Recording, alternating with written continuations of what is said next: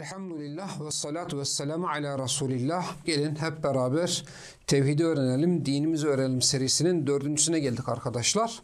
Hemen hatırlatmalarımızı yapıyoruz. Bunlar seri olarak devam eden ders silsilesi olduğu için birden başlayıp dinlemeniz gerekiyor. 4'ten, 6'dan, 7'den başlamanız çok bir şey ifade etmez. Bu bir. İkincisi dersin pdf'ler, bunu devamlı soruyorsunuz arkadaşlar. YouTube'da daha fazla göster diyor. Hemen aşağıda daha fazla göster. Oraya tıkladığınız zaman bizim açıklamalarımızın tüm açıklamalarımız orada görünüyor. İşte pdf dosyasını indir linkinden indirebilirsiniz. 2. 3. Yorumlarınızı mutlaka videonun altına bekliyorum. Eğer beğendiyseniz dersi, videoyu beğenmenizi istiyorum inşallah. Ayrıca WhatsApp durumunuza paylaşıyorsunuz ki fayda daha çok kesimlere ulaşsın. Şimdi 4. dersimize geldik. 1. dersimizde 2 ve 3'te biz şunu söyledik. Rububiyet tevhidi asıl, yani sebep, uluhiyet tevhidi sonuçtur. Yani rububiyet tevhidi bir ağacın kökü, uluhiyet tevhidi onun gövdesi ve dallarıdır. Rububiyet tevhidi bir binanın, sağlam bir binanın temeli, uluhiyet tevhidi ise o binanın odaları, katlarıdır. Rububiyet tevhidi toprağa attığınız bir tohumdur. Uluhiyet tevhidi toprağın üzerinde çıkan, yani gözle görünen, dışarıya yansıyan ürünlerdir dedik. Ve arkasından şunu söyledik. Bu bilgi, 1. derste bunu söyledik biz. Bize nerede faydalı olacak? Biz bu bilgiden hangi açıdan faydalanacağız? Dedik ki bu ayrım, yani rububiyet tevhidi asıl, uluhiyet tevhidi sonuç, iki yerde bize faydalı olacak. Bir, kendi imanımızı artırmada. Yani kalbimize güçlü bir rububiyet tevhidi ekersek dışarıya sağlam bir uluhiyet tevhidi, yani ibadet tevhidi açığa çıkar. Kalbimize sağlam bir rububiyet tevhidi temel atarsak dışarıya ortaya çıkan bina sağlam bir uluhiyet tevhidi olacaktır dedik. Şimdi arkadaşlar bu derste ve bundan sonraki birkaç derste bu nasıl olacak bunu izah edeceğiz inşallah. Arkadaşlar Allah Subhanahu ve Teala'nın ayetleri vardır. Allah Subhanahu ve Teala'nın ayetleri vardır. Bu ayetler Allah Subhanahu ve Teala'nın rububiyetine ve uluhiyetine delalet eden delillerdir. Yani ayet dediğimiz zaman, Kur'an-ı Kerim'i açtınız, okudunuz. Ayet dediğimiz zaman şunu anlayacaksınız. Ayet Allah'ın rububiyetine veya Allah'ın uluhiyetine delalet eden delillerdir. Delillerdir. Şimdi demek ki biz Allah'ın rububiyetini, Allah'ın uluhiyetini daha iyi öğrenmemiz, daha iyi anlamamız için nereye başvuracağız? Ayetlere başvuracağız, ayetlere. Peki Allah Subhanahu ve Teala'nın ayetleri kaça ayrılır? Arkadaşlar ayetler ikiye ayrılır. Bir, okunan ayetler.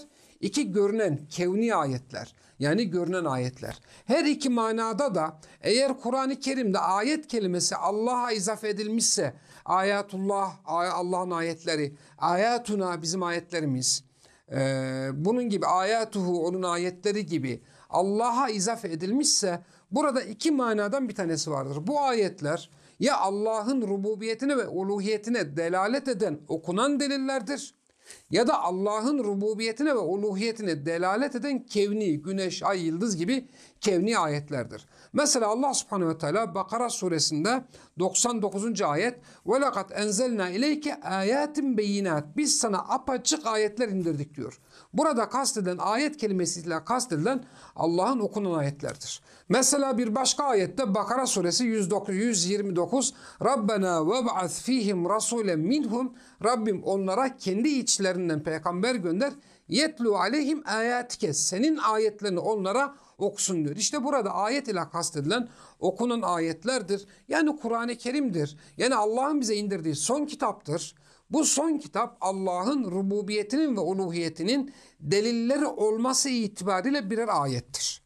Bir de Allah'ın görünen ayetleri vardır. Mesela Ali İmran suresinde 190. ayet İnne fî halqis semâvâti vel ard Muhakkak ki göklerin ve yerin yaratılışında ve ihtilâfil leyli ve nehâr gecenin gitmesi, gündüzün gelmesi, sonra gündüzün gitmesi, gecenin gelmesinde le ayatil ulil elbab akıl sahipleri için ayetler vardır. İşte burada kastedilen gecenin ilerlemesi, gündüzün gelmesi, gökyüzü, yeryüzü ayettir. Nedir? Allah'ın rububiyetine ve uluhiyetine delalet eden görünen ayetlerdir demek ki. Anladınız değil mi arkadaşlar? Aynı manada Câsiye suresinde uzun uzun anlatıyor.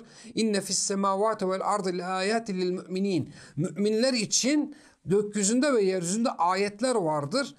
uzun uzun anlatıyor. İşte diyor ki sizin yaratılışınızda, yeryüzüne dağıtılmanızda, işte gecenin gündüze, gündüzün geceye gelmesinde, gökyüzünden rızık indirmemiz, gökyüzünden yağmur indirmemiz, sonra yeryüzünden size rızık çıkarmamız, bunları anlattıktan sonra tilke ayatullahi netluha aleyke bil hak. İşte bunlar Allah'ın ayetleridir diyor. Bak işte bunlar Allah'ın ayetleridir.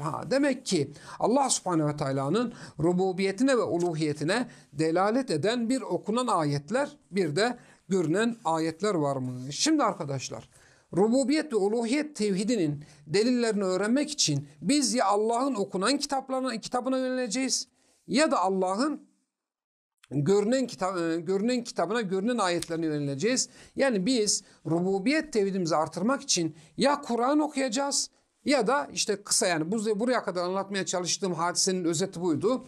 Biz rububiyet tevhidimizi artırmak için ya Allah'ın okunan ayetlerine, yani Kur'an-ı Kerim'e yöneleceğiz ya da Allah'ın görünen ayetleri olan gökyüzüne, yeryüzüne, yani tefekküre, yani tedebbüre yöneleceğiz. İşte bundan sonra bu nasıl olacak? Bununla ilgili inşallah size bilgi vereceğim.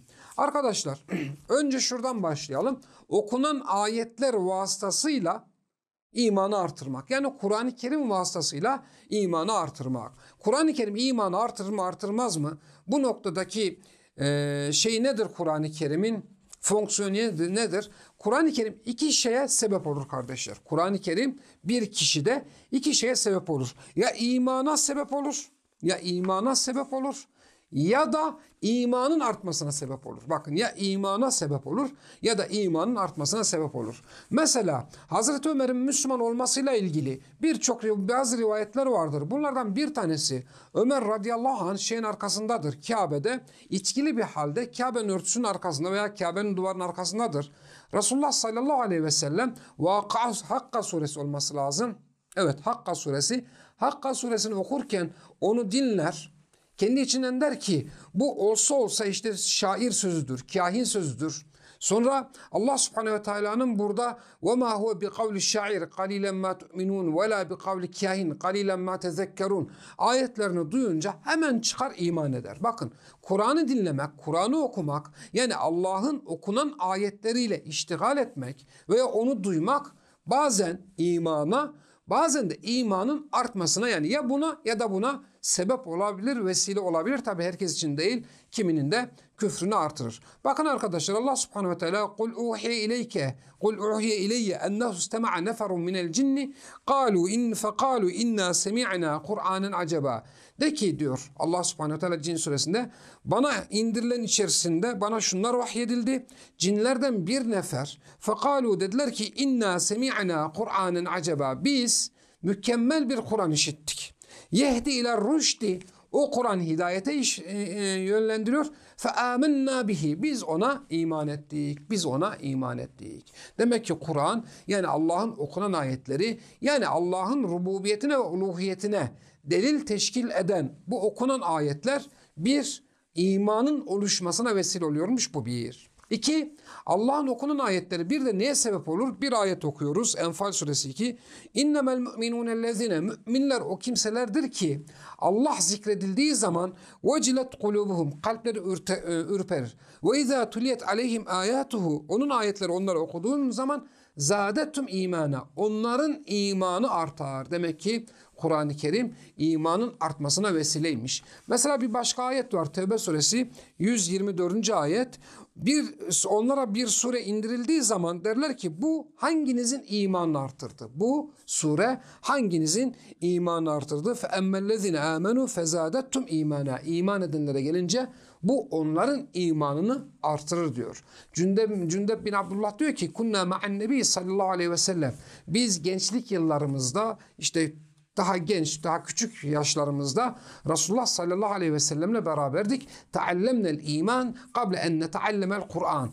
Kur'an'ı öğrenmeden önce biz iman öğrendik diyor. Kur'an'ı. ثُمَّ تَعَلَّمْنَا Kur'an. Sonra Kur'an'ı öğrendik. فَزْدَتْنَا بِهِ الْا۪يمَانِ. Biz daha sonra Kur'an'ı öğrendik ve Kur'an yoluyla imanımızı artırdık diyor. Demek ki arkadaşlar Kur'an-ı Kerim aynı zamanda müminin imanını artıran bir etkiymiş. Peki bu nasıl olacak? Hemen bir sonraki dersimizde Kur'an yoluyla imanımızı artırma diyeceğiz. Peki bu dersi biraz belki karışık gelmiş gelebilir ama size şöyle bir özetleyeyim. Allah'ın rububiyetini ve uluhiyetinin delilleri vardır. Bu delillere biz ayet diyoruz. Bu ayetler ya Kur'an-ı Kerim'dir, okunan ayetlerdir ya da görünen kevni ayetlerdir. Kevni ayetleri biraz sonra bir başka derste inceleyeceğiz. Okunan ayetlere gelelim. Okunan ayetler iki şey kazandırır bize. Bir, imanı kazandırır. İki, imanın artmasını kazandırır. Biz Allah'ın kitabını yani Allah'ın ayetlerini okuduğumuz zaman ya iman ederiz ya da imanımız varsa, kişide iman varsa onun imanı artar. Peki kitabı okuyarak iman etmek veya imanımızı artırmak nasıl mümkün olacak? Bundan sonraki derste devam edeceğiz inşallah. Velhamdülillah Rabbil Alemin.